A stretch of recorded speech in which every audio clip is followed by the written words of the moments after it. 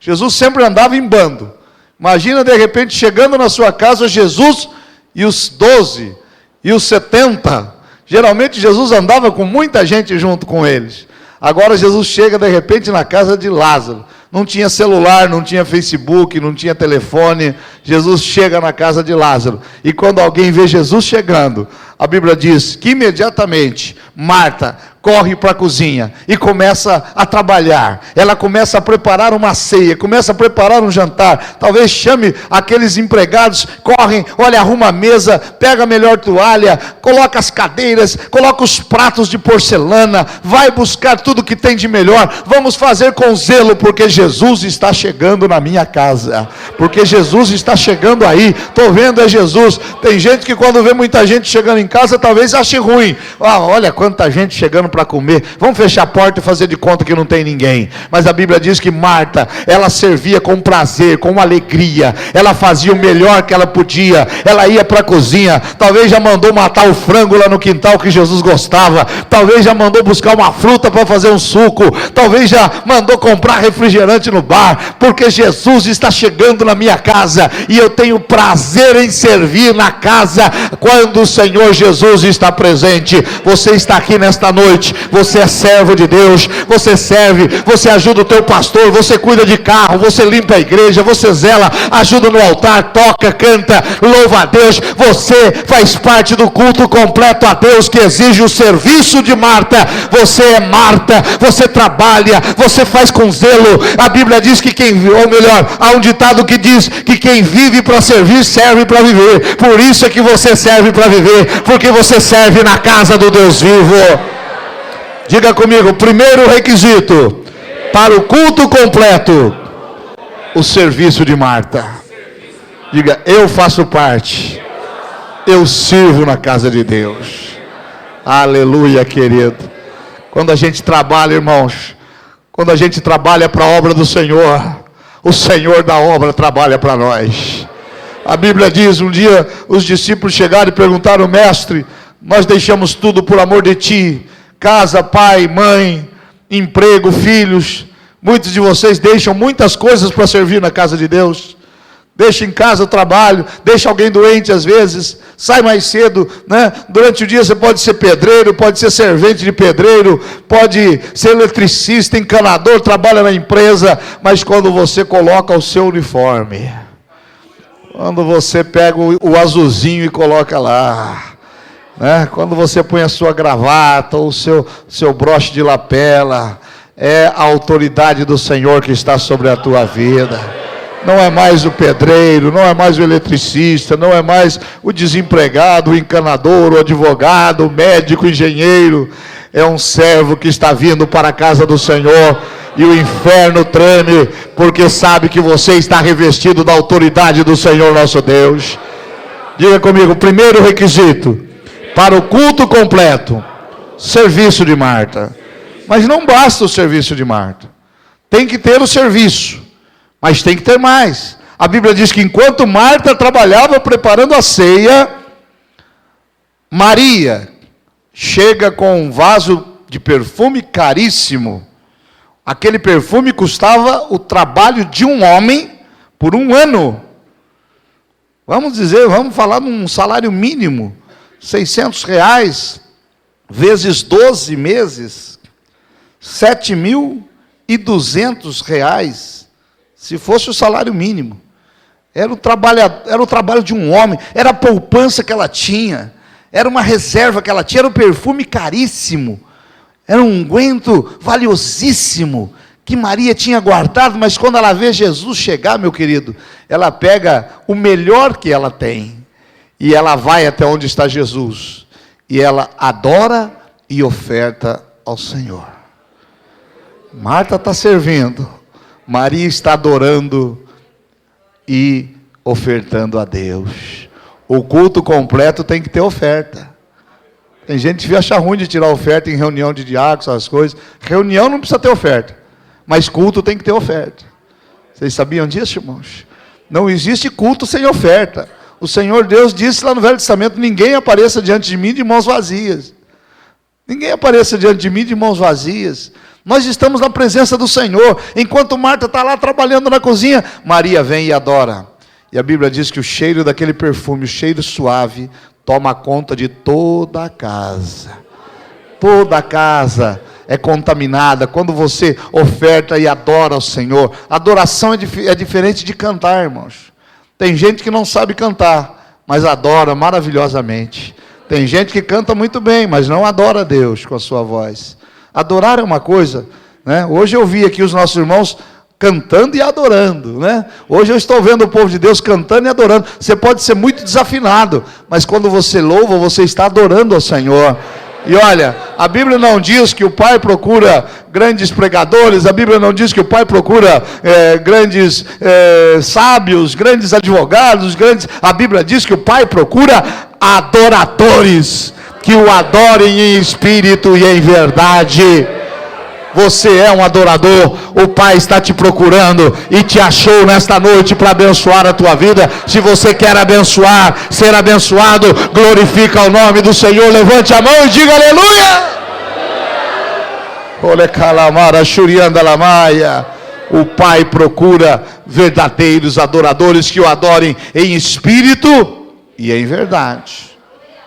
Adorar em espírito, louvar, cantar, bendizer no momento difícil, falar palavras lindas, adoração a Deus, adorar em verdade. Quando você está lá fora, não dá cheque sem fundo, a sua vida tem que ser correta, tratar bem a sua família, andar decentemente, se comportar decentemente. Esses dias eu tive que repreender um diácono lá na minha igreja, irmãos. Ele era gentil demais com as irmãs, principalmente quem não era a mulher dele. O homem ser gentil com a mulher é uma virtude, mas com a mulher dele.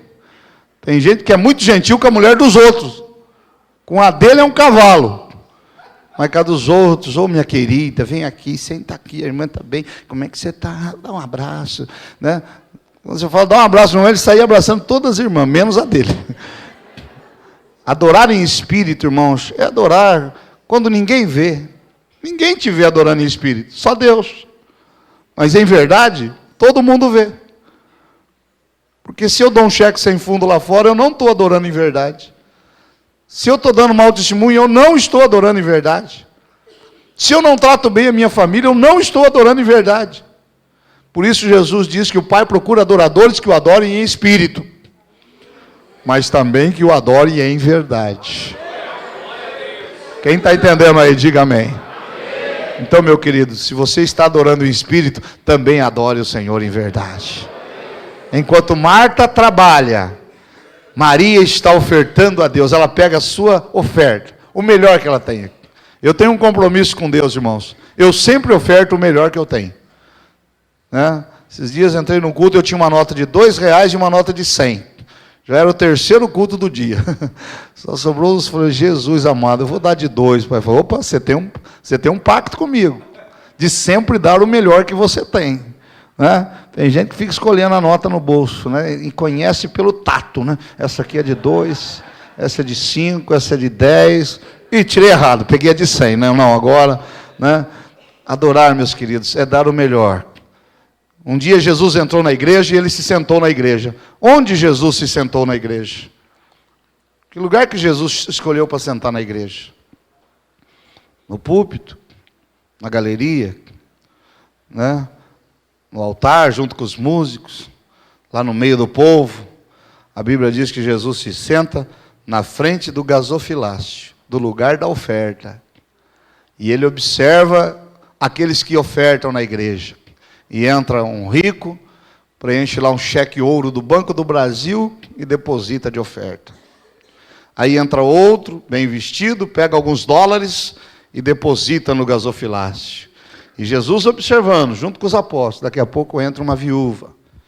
Lenço na cabeça, ramona segurando o cabelo, chinelinha havaiana, gasto na sola, virada ao contrário, com uma ramona por baixo, né? Roupinha rasgada, velha. Tira uma moedinha, pega mais uma moedinha e coloca na caixa de oferta. Jesus chama os seus discípulos para fora. Vem cá. Quem deu a melhor oferta? E Pedro, que era mais extrovertido, Senhor, foi aquele que deu um cheque ouro do Banco do Brasil. Do Banco de Israel, né? Porque foi lá em Israel. O outro, não, Senhor, foi aquele que deu em dólar. Não, mas teve um outro que deu ouro. Jesus disse que quem deu a melhor oferta foi aquela viúva. Porque os outros deram sobra. Os outros deram o que não lhe custava nada. Os outros deram o que não tinha valor para eles. Os outros deram uma oferta que para eles não fez diferença. Mas aquela viúva, ela tirou do seu sustento. Ela deu algo que valia muito para ela.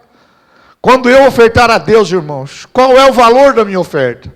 O meu sacrifício é diferente do teu. É diferente do aposentado. É diferente do médico. Qual é a oferta que agrada o coração de Deus? É a oferta que tem valor para mim. Se para mim aquilo for um sacrifício, Deus aceitará, ainda que for R$1. Se não for um sacrifício, pode ser 1.000. Estou dando sobra. E Deus não merece ter sobra. Deus merece o melhor. Aquela viúva deu as duas, podia dar uma e ficar com a outra. Ela disse, não, eu vou dar tudo, porque eu amo o meu Senhor e eu coloco na presença de Deus.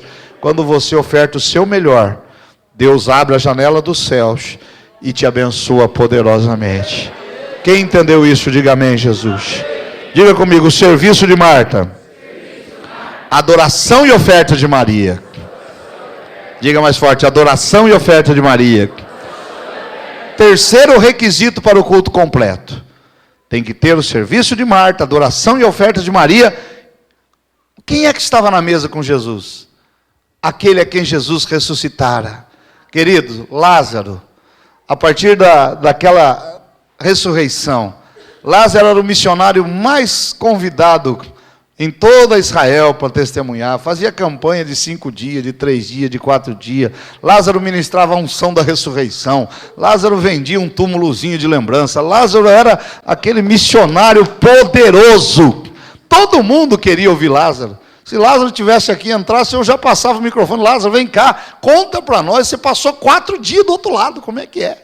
Né? E Lázaro estava à mesa. O culto completo tem que ter o serviço de Marta, adoração e oferta de Maria. Tem que ter alguém que testemunhe como Lázaro. Culto completo a Deus tem que ter testemunho. Culto completo tem que ser como nós aqui. A sua vida aqui hoje é um testemunho do Senhor. E ainda que você não pegue o microfone para falar, o culto completo a Deus exige que você diga, Senhor, a minha vida é um testemunho na tua presença. Um dia Jesus entrou para curar um paralítico num tanque de Betesda, que quer dizer lugar de misericórdia. Quando Jesus cura aquele homem, 38 anos paralítico, Jesus diz, leva para casa a tua esteira. Sabe por quê, irmãos? Porque a grande testemunha da cura de Jesus não era nem o paralítico, era a esteira. Toda vez que aquele homem mostrava aquela esteira, ele diz, olha onde eu fiquei deitado 38 anos. Olha onde os homens me abandonaram. Mas foi daqui que Jesus me tirou, foi daqui que Jesus me abençoou. E eu sempre prego sobre a esteira. A esteira é porque nós, seres humanos, irmãos, temos mente fraca. A psicologia diz que em 4 anos você esquece um benefício que te foi feito. Em 4 anos você esquece um favor que alguém te fez. Mas você jamais se esquecerá um malefício que alguém te fez. Quem bate esquece, quem apanha jamais esquece. Eu lembro até hoje de um menino que bateu em mim na infância. Eu volto lá em Ourinhos e olho para ver se você bateu em mim. Hein? Eu era molequinho, você bateu em mim.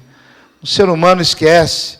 O crente, quando entra na igreja arrebentado, ele olha para o pastor, né? Ele senta no último banco. Ele, não, o pastor, tem uma luz saindo do pastor. Não, ele é um grande anjo de Deus. Passa um ano, o crente já vai se acostumando, está na igreja, já vê as falhas do pastor. Já vê o problema, não, o pastor não é um grande anjo, ele é um anjo de Deus. 3º ano, não, ele é um homem de Deus. O pastor é um homem de Deus. No 5º ano, para muitos, o pastor vira até o diabo.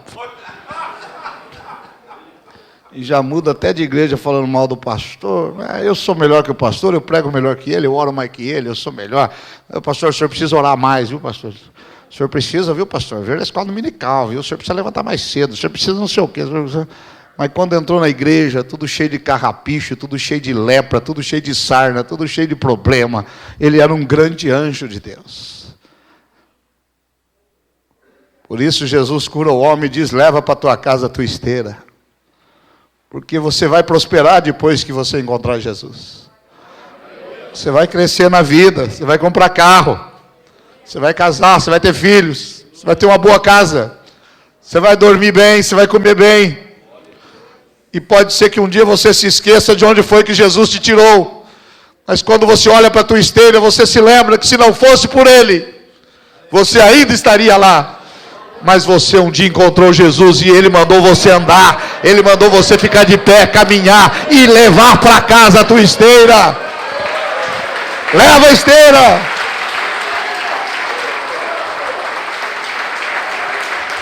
Lázaro era o testemunho, irmãos. Culto a Deus tem que ter testemunho. Você tem que contar o que Jesus fez na tua vida. Você tem que contar a bênção da igreja. Você tem que contar o que alguém recebeu. Tem crente que a pessoa está do lado falando: olha, minha vida está ruim. Oh, meu Deus, está mal. Né? Eu estou doente, lá em casa ninguém dorme, estamos tomando remédio. O crente já vai ficando meio arrepiado. E pode ser demônio. Né? Pelo que o pastor fala na igreja, esses sintomas aí é de demônio, né? Tenho dor de cabeça constante, já fiz exame, não aparece nada. Lá em casa aparecem uns barulhos, o crente já vai ficando assim: pode ser demônio. Eu acho que é demônio, né? E depois que a pessoa desfia aquele rosário de problema, né? O crente ainda vira: você precisa se benzer. Ele está feia lá, né? Toma melhorar o que melhora, né? Ô, irmão, você não é médico, não. Você tem uma palavra de vida. Você pode dar um testemunho. Falou: olha, vou te levar na igreja e Deus vai mudar a sua vida. Foi assim que você chegou na presença de Deus. Alguém testemunhou, você ouviu, te trouxe, ou o Espírito Santo de Deus te conduziu. Culto completo tem que ter testemunho, tem que contar a bênção, irmãos. Tem que falar de onde Jesus te tirou, o que Ele fez na tua vida. Tem que dizer como é que era e como é que está agora. E tem que estar melhor, porque a vida do crente é caminhando de vitória em vitória. De vitória em vitória. Quem tem uma bênção para contar do que Deus já fez na tua vida? Não vou chamar aqui não. Mas quem tem um testemunho para contar do que Deus fez na tua vida? Oh, glória. Não é só lá na televisão não, irmão. A igreja quadrangular, ela cresce, ela não tem rádio, ela não tem televisão, ela não tem mídia, mas é a igreja que mais cresceu na última década no Brasil foi a igreja quadrangular.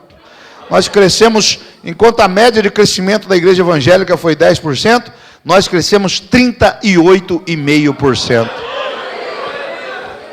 O IBGE diz que na última década a igreja universal caiu 10,5%. A congregação cristã do Brasil caiu 12,5% na última década. Diz o IBGE, não é órgão evangélico, é um órgão do governo. Aí o órgão do governo diz assim: nós temos que tomar cuidado com a quadrangular, porque eles cresceram 38,5%. E mesmo assim os evangélicos estão crescendo. Né? Mas por quê? Nós não temos mídia, não temos rádio, não temos... Né? Por quê? Como é que a gente cresce? O testemunho, o convite, a palavra. Uma igreja abençoada, não é extremista, não é uma igreja que fica olhando para o tamanho do comprimento da saia, comprimento do cabelo, nem o comprimento da língua. A gente olha para o coração e a gente prega um Jesus que transforma, que salva, que cura, que batiza e voltará. Essa é a sua igreja, igreja do Evangelho Quadrangular. E por fim, e aqui nós vemos o último requisito para ter um culto completo. Primeiro, diga comigo: serviço de Marta. Diga: adoração e oferta de Maria. Testemunho de Lázaro. E a última coisa nesse texto que mostra um culto completo. E é o mais importante. Serviço, oferta, adoração, testemunho. Mas tudo isso não caracteriza um culto completo, se não houver o mais importante, a presença de Jesus.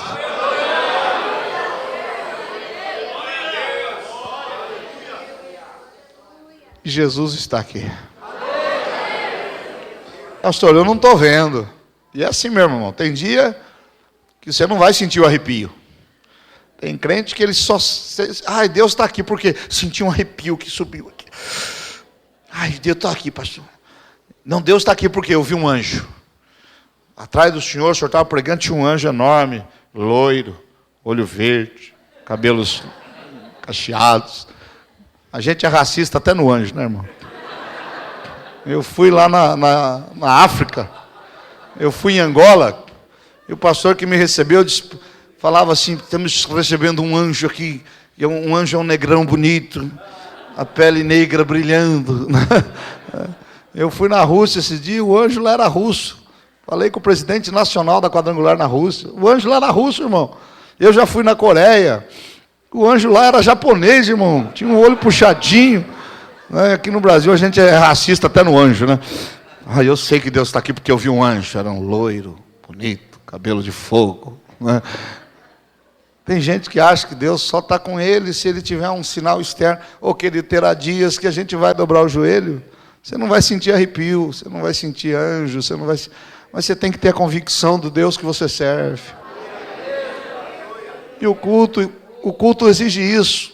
Culto você não precisa ter arrepio. Culto você não precisa ter nem lágrima. Eu sou muito chorão, né? Choro por...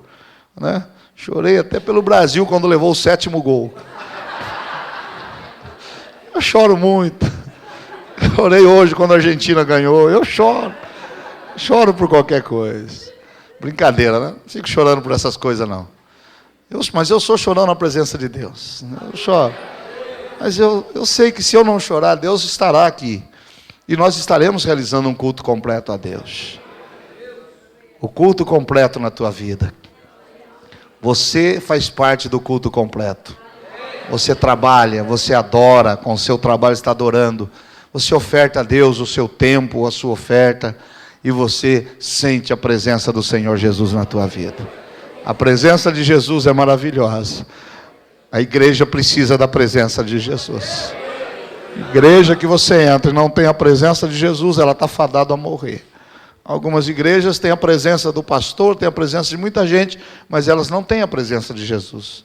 Jesus não tem lugar para agir, Jesus não tem lugar para falar, né? São tantas formalidades que Jesus fica longe, né? Eu louvo a Deus pela nossa igreja, irmãos, simples como somos, né? Sem mídia, como disse agora há pouco, mas Jesus está no nosso meio. Jesus tem lugar para agir. Jesus continua abençoando, continua sarando, curando. Jesus continua libertando. Jesus continua dando alicerce para a família. Jesus continua agindo no nosso meio. A presença de Jesus fará a diferença. Quem entendeu, diga amém, Jesus. Eu gostaria que você se colocasse em pé na presença do Senhor, e eu vou orar pela tua vida. Eu vou orar porque aqui nós temos um culto completo.